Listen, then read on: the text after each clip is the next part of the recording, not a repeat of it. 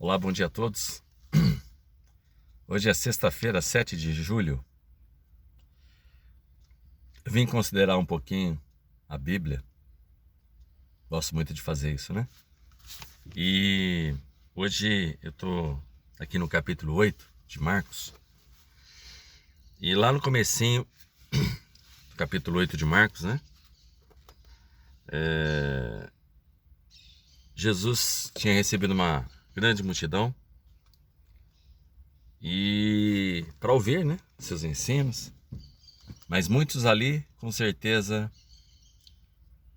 se interessavam pelo milagre de Jesus, por exemplo, de multiplicar, né, para ter alimento, essas coisas.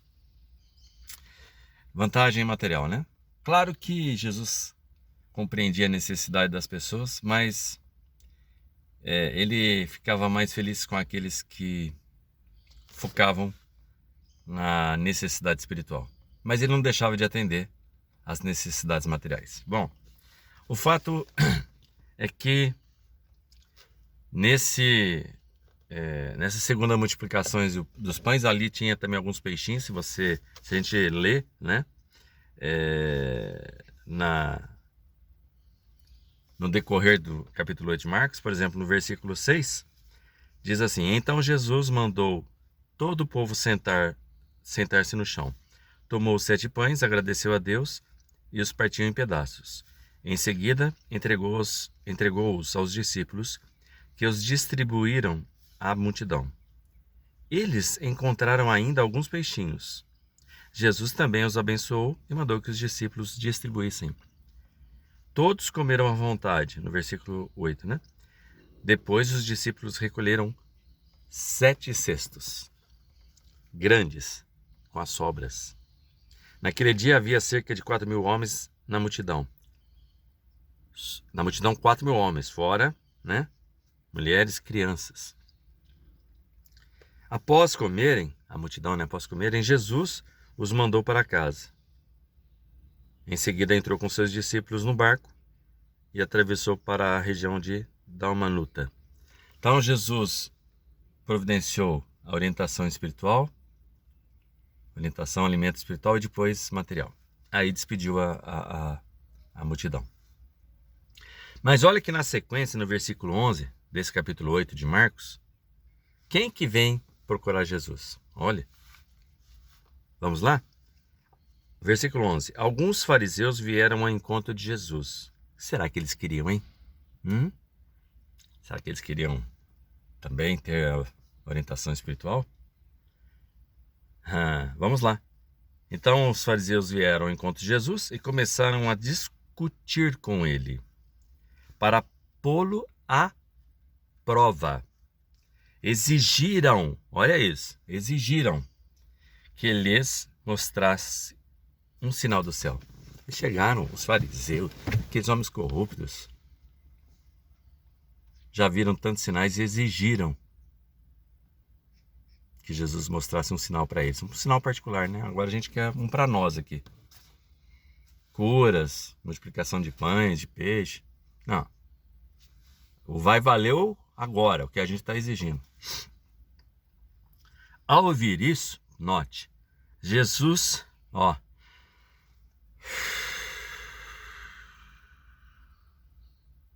que é isso? É exatamente isso que diz aqui, Ao ouvir isso daqueles hipócritas, aqueles fariseus, Jesus suspirou profundamente e disse: Por que este povo insiste em pedir um sinal? Eu lhes digo a verdade. Olha a resposta para a solicitação deles. Não darei sinal algum aos homens dessa geração. Hoje, o evangelho da graça, que fala a respeito da salvação que Deus enviou à humanidade através de Cristo, está sendo pregado em toda a terra habitada. A palavra de Deus está aqui, João 3,16. Deus amou tanto o mundo que deu o seu Filho unigênito, para que todo aquele que nele crer não pereça, mas tenha a vida eterna. João capítulo 5, versículo 24 diz: aquele que ouve a minha palavra, crê naquele que me enviou, tem vida eterna. Não entra em juízo. Eu não sei fazer aí. Não entra em juízo, mas passou da morte para a vida.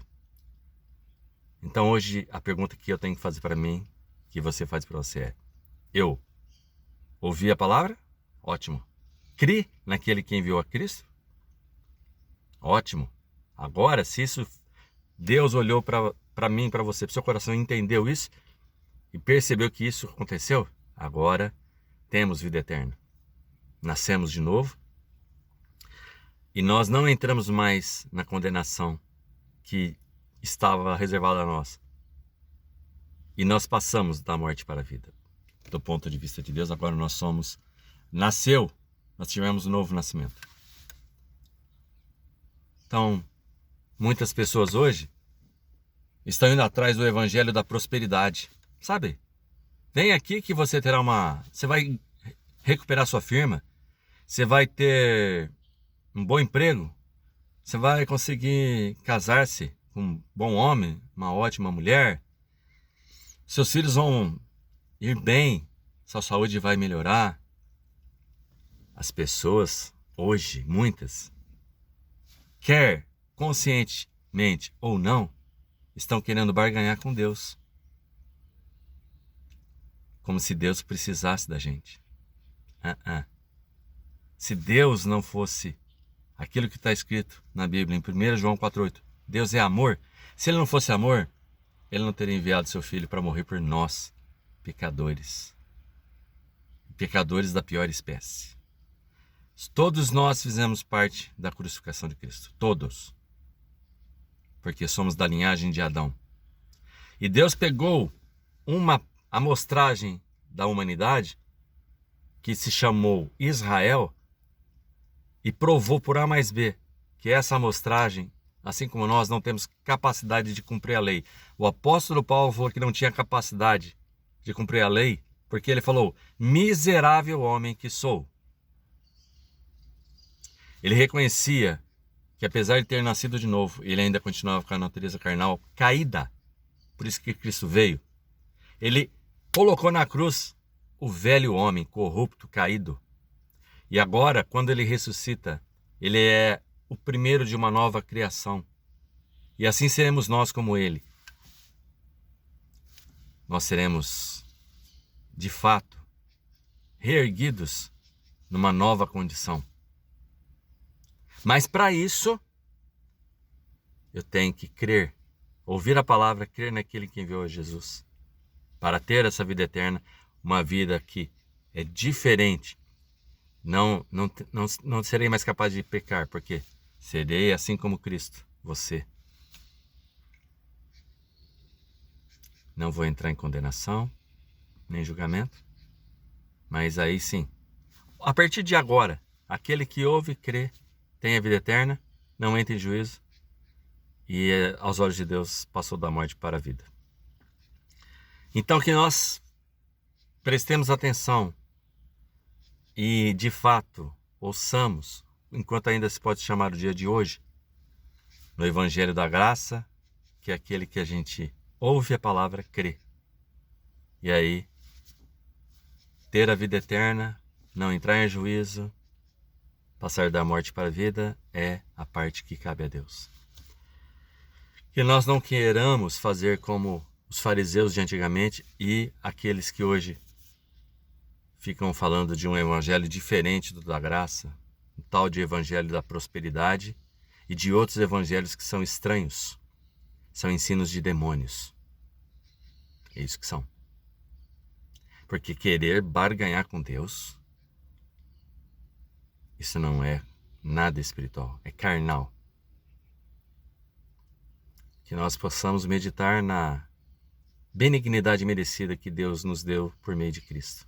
E assim mostrar que queremos e reconhecemos ser pecadores da pior espécie.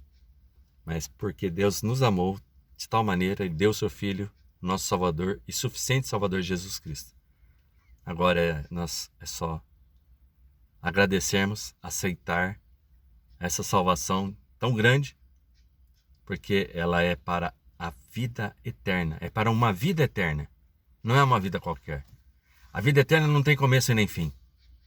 O que é a eternidade? Quando que ela começa? A eternidade não começa. É isso que nós ganhamos de Deus de presente. Ele permitiu que seu filho sofresse aquilo que nós teríamos que sofrer uma eternidade. Ele sofreu por nós lá na cruz. Então agora que nós peçamos a Deus misericórdia, que Ele nos dê a graça de alcançarmos também essa salvação por meio de Cristo.